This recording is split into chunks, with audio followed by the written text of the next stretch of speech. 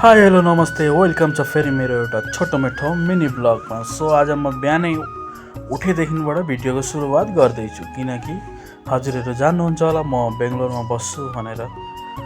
So त्यही भएर म आज मेरो डेलीको रुटिन के हो म देखाउन चाहँदैछु।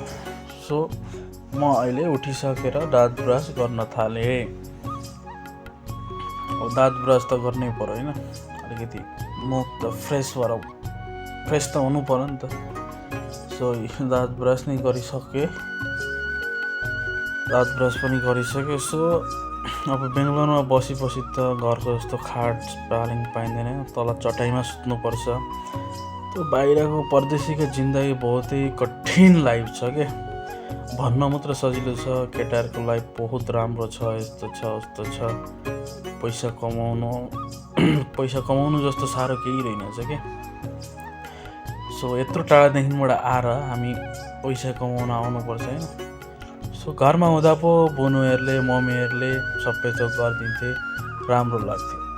यहाँ त अब कोही छैनन् सघाइदिने, आफै त गर्नै पर्यो। ती माथि फेरि एक्लो परेँ, म रुममा नि एक्लै बस्छु। त्यही भएर र अब घरमा गरे जस्तो डेलीको काम गर्नु पर्छ।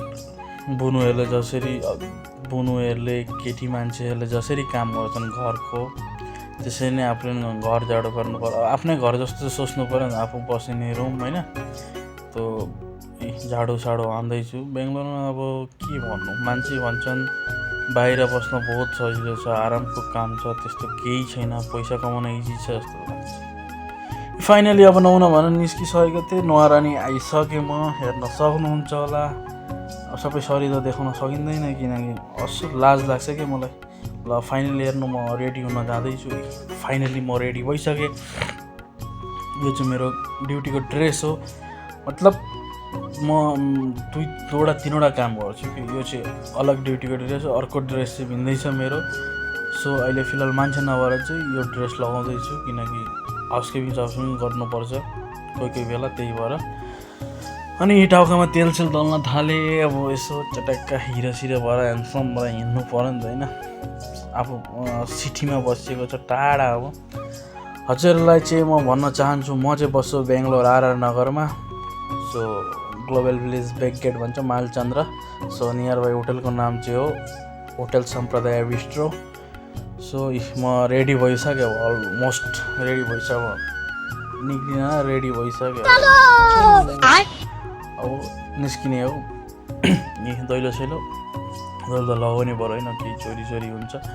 दैलो लगाइ ठक्क ताला मारेर अब ठक्क म बाहिरको भ्यूज देखाउन चाहन्छु। ल मेरो रुमबाट कस्तो भ्यूज देखिन्छ हेर्नु भयो। तर बिल्डिङ छन्, तर वेदर चाहिँ राम्रो थियो। आज पानी पर्न आँटे जस्तो थियो। अब हल्का आफ्नो मुख त देखाउनु पऱ्यो नि त होइन। यहाँबाट म जाने बाटो गल्ली हो क्या यो। भर्खर मान्छे उठ्दैछन्, गाई गोरु चाहिँ कसैले गाई गोरु चराउन लाँदैछन्। सो यस्तै हो जिन्दगी, बेङ्गलोर परदेशी केटाहरूको जिन्दगी। म चाहिँ यति नै भन्न चाहन्छु कि केही गर्नु छ त आफ्नै उसमा गाउँमा या आफ्नै सिटीमा गर्नुपर्ने रहेछ। यहाँ त बहुत कष्ट छ यार, दुनियाँको गाली खाएर बस्नुपर्छ। सो फाइनली होटल अगाडि आइपुगेँ। होटल अगाडि आएर अब एन्ट्री हुन्छ होटलमा, मान्छे उभिँदा ठक्क सेन्सर सिस्टम छ, खोलिन्छ क्या। आइपुगेँ, होटलमा प्रवेश गरेँ मैले। घरमा चाहिँ अब त्यही हो, मम्मीहरूको सबैको याद आउँछ, घरको चाहिँ बहुत याद आउँछ, केटाहरूको साथीहरूको। फाइनली भाइ पनि किचनबाट निस्किँदै रहेछन्। सो के रेडी गरेँ किनकि मेरो चाहिँ काम छ अहिले किचनमा ड्युटी छ।